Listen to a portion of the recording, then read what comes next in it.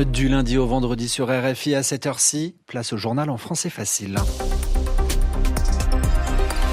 Le journal en français facile, Adrien Delgrange. Bonjour à toutes et à tous. Il est 16h en temps universel, 18h à Paris. Nous sommes le lundi 16 septembre dans ce journal. Tout d'abord aux États-Unis.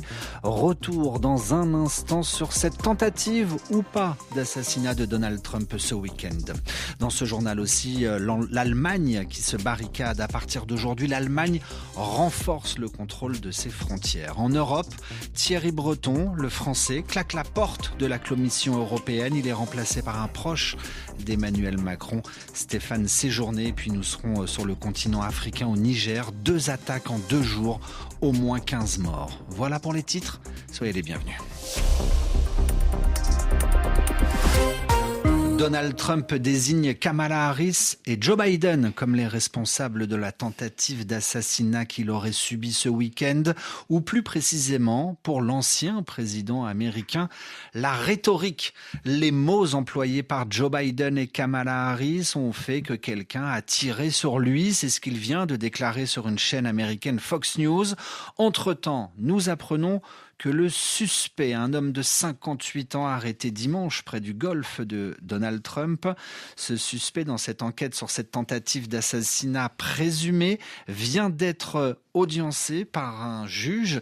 Il en ressort inculpé pour détention illégale d'armes à feu. Alors, tentative ou pas d'assassinat de Donald Trump, Abla Jounaidi, bonsoir. Bonsoir. Une question se pose, comment sécuriser l'ancien président ? Alors la question avait déjà été soulevée après la première tentative d'assassinat contre Donald Trump. C'était lors d'un meeting en plein air.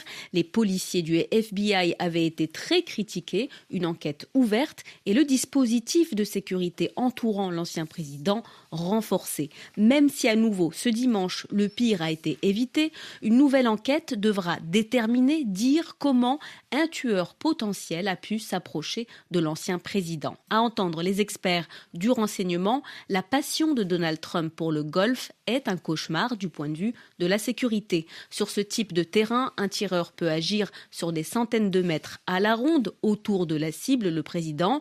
Le tireur peut se cacher derrière des arbres et des arbustes, comme cela s'est en effet passé hier.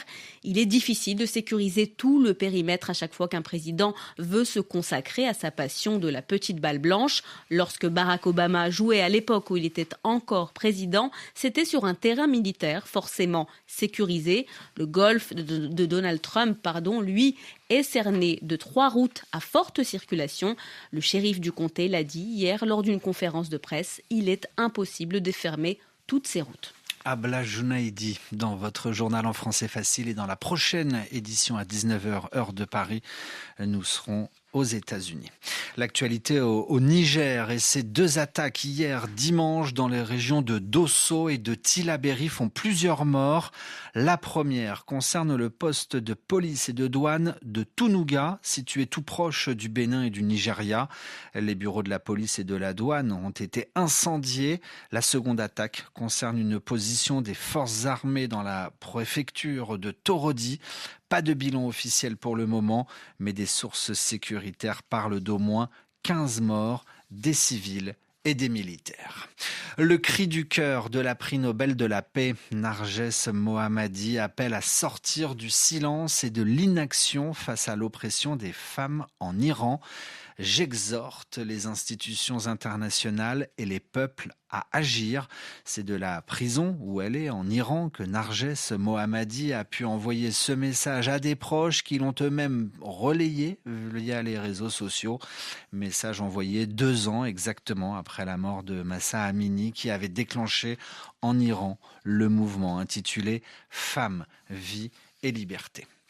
Les victimes parlent d'un cauchemar et pourtant la tempête Boris est bien réelle. Depuis maintenant 3 jours et 3 nuits, plusieurs pays d'Europe centrale sont balayés, inondés par cette colère du ciel.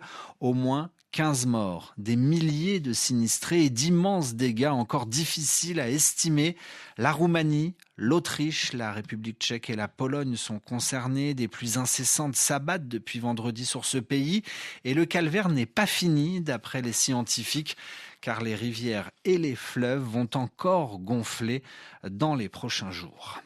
Davantage de policiers et de douaniers aux frontières allemandes. À partir d'aujourd'hui, 16 septembre, l'Allemagne renforce les contrôles à ses frontières.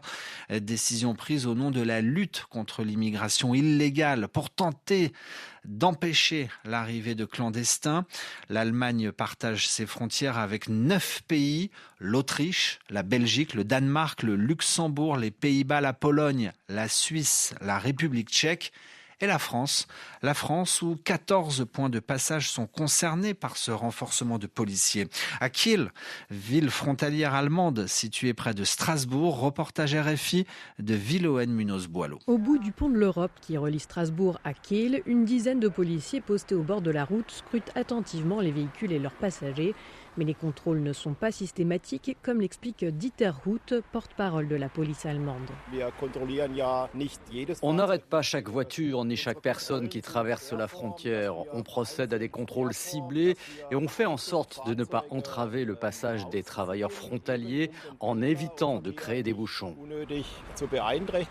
Ce sont surtout les bus et cars de tourisme qui sont visés, car c'est le moyen de transport privilégié par les personnes qui cherchent à entrer illégalement en Allemagne. Malgré le retard qu'ils occasionnent, ces contrôles sont une bonne chose, selon cette passagère d'un Flixbus qui habite en Allemagne mais séjourne régulièrement en France. Il faut quelque chose comme ça, parce que les bandits ils sont partout. Des effectifs sont également déployés en gare de Kiel et dans le tram en provenance de Strasbourg. En uniforme mais aussi en civil, les policiers opèrent jusqu'à 30 km après la frontière. Mais cet habitant de Kiel doute de l'efficacité de la mesure, rappelant que des contrôles renforcés ont été mis en place dès le mois de juin pour l'Euro de foot et les JO de Paris, ce qui n'a pas empêché les récents attentats en Allemagne. Ce sont les contrôles aux frontières extérieures de l'Union européenne qu'il faut renforcer, pas celles avec nos voisins. Le renforcement des contrôles aux frontières entre la France et l'Allemagne est en vigueur pour une durée d'au moins 6 mois renouvelable. Villoen Munoz-Boileau, de retour de Kiel, RFI. L'actualité européenne marquée aussi aujourd'hui par la démission de Thierry Breton qui quitte la Commission européenne. Le Français Thierry Breton a annoncé cette décision aujourd'hui à effet d'ailleurs immédiat dans une lettre envoyée à sa présidente Ursula von der Leyen. Aussitôt, Emmanuel Macron a proposé de le remplacer par le ministre démissionnaire des Affaires étrangères, Stéphane Séjourné. En France, les étudiants font leur rentrée aujourd'hui. C'est la rentrée universitaire, une nouvelle année d'apprentissage marquée aussi par l'augmentation du coût de la vie. Pour la FAGE, la Fédération des associations générales étudiantes, elle publie aujourd'hui un rapport et pour elle, la rentrée universitaire coûte plus cher que l'année dernière. En moyenne, pour un étudiant, la rentrée coûtera près de 3 200 €, une hausse de près de 4% par rapport à l'année dernière, soit une augmentation de 85 € en un an. Alors étudier dans les universités coûte de plus en plus cher. Comment font les premiers concernés? Aram Beng a posé la question à quelques étudiants.